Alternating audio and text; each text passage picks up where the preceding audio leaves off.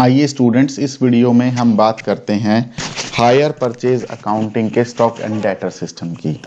देखिए, जब stock and debtor system की हम बात करते हैं तो स्टॉक एंड डेटर सिस्टम में 4 अकाउंट्स बनाने होते हैं, जिसमें फर्स्ट अकाउंट होता है स्टॉक एट शॉप अकाउंट, जिसको शॉप स्टॉक अकाउंट भी बोला जाता है। ये कैश कॉस्ट प्राइस पर होता है।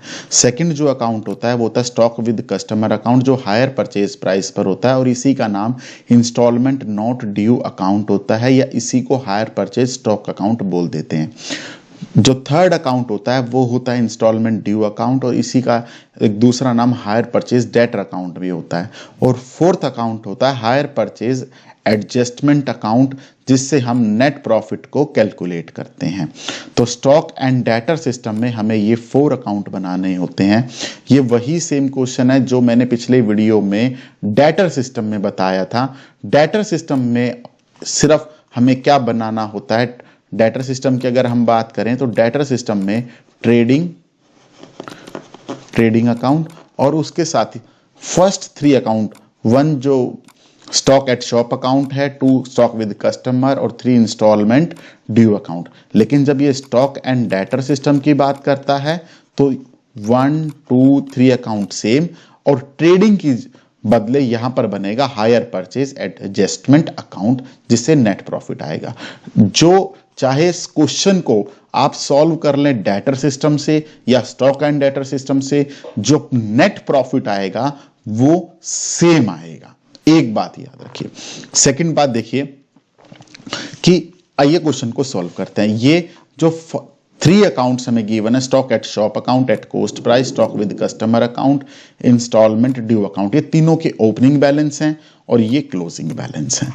देखिए, फर्स्ट अकाउंट में स्टॉक एट शॉप अकाउंट में डेबिट क्रेडिट, इसमें एक एडजस्टमेंट और गिवन है। देखिए, goods are sold at cost plus 50%, यानी कॉस्ट का 1/2, सेल्स का 1/3, जो मैंने ब्रांच अकाउंटिंग में loading, invoice price, sale price की वीडियो में बताया हुआ। आप यहां वहां से इनके कैसे कैलकुलेट होता है ब्रांच अकाउंटिंग की प्लेलिस्ट में, वहां पर आप चेक कर सकते हैं। नेक्स्ट देखिए, जो स्टॉक एट शॉप अकाउंट होता है इसमें 4 एंट्रीज होती है। 4 एंट्रीज ओपनिंग बैलेंस की, क्लोजिंग बैलेंस की। क्वेश्चन में देखिए क्लियरली गिवन है कि ओपनिंग बैलेंस है 5000, जो ये रहा।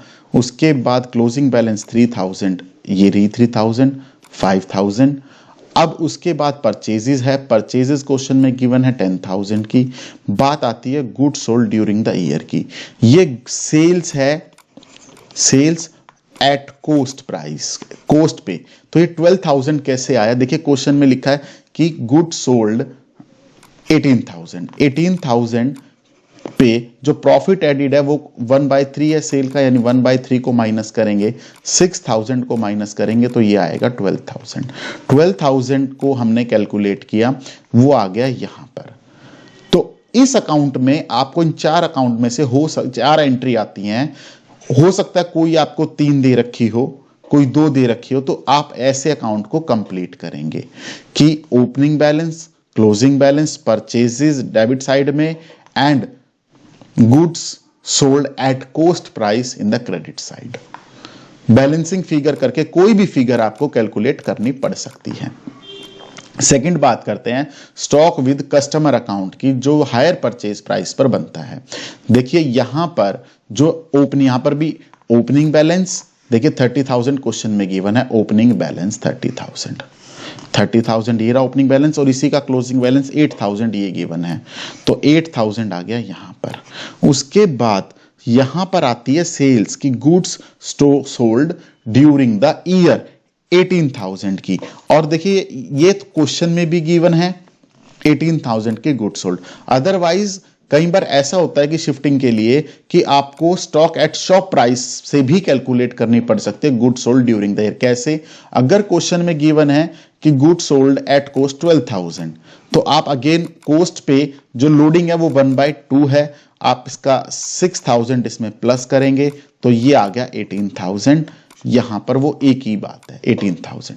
उसके बाद ये साइड पूरी हो गई। अब जो स्टॉक विद कस्टमर अकाउंट का क्लोजिंग बैलेंस होता है उसको बोलते हैं note due and note paid. ना तो कस्टमर पे ड्यू किया गया है, ना ही कस्टमर ने पे किया गया, और यही क्लोजिंग नेक्स्ट ईयर में जाकर के ओपनिंग बन जाएगा। इस अकाउंट से जरूरत जो पड़ती है वो पड़ती है इंस्टॉलमेंट ड्यू की। आपको इंस्टॉलमेंट ड्यू बैलेंसिंग फिगर करके, यहां पर भी मैंने कैलकुलेट किया बैलेंसिंग फिगर करके, क्योंकि इंस्टॉलमेंट ड्यू कितने की हुई है ये क्वेश्चन में नहीं गिवन है। आप देख सकते हैं परचेज है, गुड सोल्ड है, ये गुड्स रिपोजिस्ट की बात करता है। तो यहां पर मैंने बैलेंसिंग फिगर करके instalment due during the year को कैलकुलेट किया है। उसके बाद ये गुड्स रिपोजिस्ट आ जाती है कि ये बैलेंसिंग फिगर करके कैलकुलेट किया। ये क्वेश्चन में ही गिवन है गुड्स रिपोजिस्ट नोट ड्यू, मतलब 10th जिसकी गुड्स रिपोजिस्ट की है कस्टमर की, उस पे अभी 10,000 तो ड्यू ही नहीं किया गया था। ये वो अमाउंट है, इसीलिए यहां पर से लिखिए इंस्टॉलमेंट नोट ड्यू भी इसको बोला जाता है कि इसमें वो पैसा आता है जो ड्यू अभी नहीं किया गया है। ये क्वेश्चन में देखिए यहां पर दिया है गुड्स रिपोजिस्ट नोट ड्यू 10,000, और यहां पर एक चीज और दिया goods repossessed due but not paid 5,000 की, यानी जो कस्टमर पे टोटल आउटस्टैंडिंग अमाउंट था वो था 15,000 का। 15,000 कस्टमर से लेने थे, जिसमें 5,000 हम ड्यू कर चुके थे जो उसने दिए नहीं, और टोटल आउटस्टैंडिंग थी 15,000 की। आइए इस अकाउंट की बात करते हैं अब। तो ये अकाउंट कंप्लीट, और ये अकाउंट एक इंपॉर्टेंट अकाउंट है क्योंकि इससे काफी इंफॉर्मेशन हमें हायर परचेज एडजस्टमेंट अकाउंट में शिफ्ट करनी है, और यहां से बनेगा। तो हो सकता है कोई एक ट्रांजैक्शन आपको स्टॉक एट शॉप में बैलेंसिंग फिगर करके कैलकुलेट करनी पड़े और यहां से सेल शिफ्ट करनी पड़े, या हो सकता है सेल यहां से आ सकती है लोड करके जो हमने 18,000 की बताई ये, और नेक्स्ट जो हमें इसमें जरूरत पड़ सकती है कि इंस्टॉलमेंट ड्यू की। देखिए इंस्टॉलमेंट ड्यू अकाउंट में क्या आता है कि बैलेंस बीडी 4,000, सीडी 7,000, ये गिवन है क्वेश्चन में ही 4,000 एंड 7,000। उसके बाद एक अमाउंट शिफ्ट होता है, ये इंस्टॉलमेंट ड्यू जो हमने बैलेंसिंग फिगर करके यहां पर कैलकुलेट किया था, सेम यहां पर आता है जो ड्यू अकाउंट में शिफ्ट होता है। लिखेंगे to stock with customer account 30,000, और हो सकता है कि इंस्टॉलमेंट ड्यू से ही ये अमाउंट यहां पर शिफ्ट हो जाए स्टॉक विद कस्टमर अकाउंट में। तो ये अकाउंट, ये ट्रांजैक्शन यहां पर शिफ्ट होती है। अब क्वेश्चन में गिवन है कि कैश रिसीव 22,000, ये देखिए यहां पर है कैश रिसीव्ड 22,000, तो कैश रिसीव्ड आ गया 22,000। Goods repossessed due but not paid 5,000 question में ही गिवन है। तो इस अकाउंट से ये balance sheet due but not paid, तो हमें इसकी रेलिवेंस क्या हो सकती है स्टॉक एंड डेटर सिस्टम में इंस्टॉलमेंट ड्यू अकाउंट की, कि हमें ये अमाउंट कैलकुलेट करनी है। हमें ये अमाउंट इंस्टॉलमेंट ड्यू यहां से शिफ्ट होगा, उसके बाद जो अमाउंट बचेगा यहां से, ये पूरे अकाउंट पूरा करने के बाद हो सकता है हमें बैलेंसिंग फिगर करके good sold during the year calculate करना पड़े। तो वो डिपेंड करेगा क्वेश्चन टू क्वेश्चन। ये एक एग्जॉस्टिव क्वेश्चन है जिसमें मैंने कोशिश की कि मैक्सिमम जो है ट्रांजैक्शन को इंक्लूड किया जाए जो शिफ्टिंग होती है। अब देखिए ये जो अकाउंट है hire purchase adjustment account, debit credit and, उसके बाद देखिए हमारे जो क्वेश्चन में लोडिंग है वो 1/2 ऑन कॉस्ट 1/3 ऑन सेल है। तो इस अमाउंट की लोडिंग यानी ये सेल प्राइस पर है, हायर परचेज प्राइस पर, तो 30,000 इंटू में 1/3 10,000 का यहां पर लोडिंग आ गया। उसके बाद इसकी लोडिंग 18,000 की, देखिए 18,000 की जो लोडिंग है वो 18,000 इंटू में 1/3 6,000 ये आ गई। ऐसे ही बैलेंस सीडी की जो लोडिंग है स्टॉक विद कस्टमर अकाउंट के वो है 8,000 इंटू में 1/3 करेंगे तो 2,667 ये आ गया। लॉस ऑन डिफॉल्ट कैसे आया देखिए कि क्वेश्चन में जो कस्टमर की टोटल आउटस्टैंडिंग थी वो हमने कैलकुलेट करी थी 15,000 की। अब उससे जो गुड्स रिपर्चेस की है उसकी कंडीशन ऐसी है, वो चीज ऐसी है कि वो सिर्फ 2,000 में सेल हो सकती है 2,000 अमाउंट में।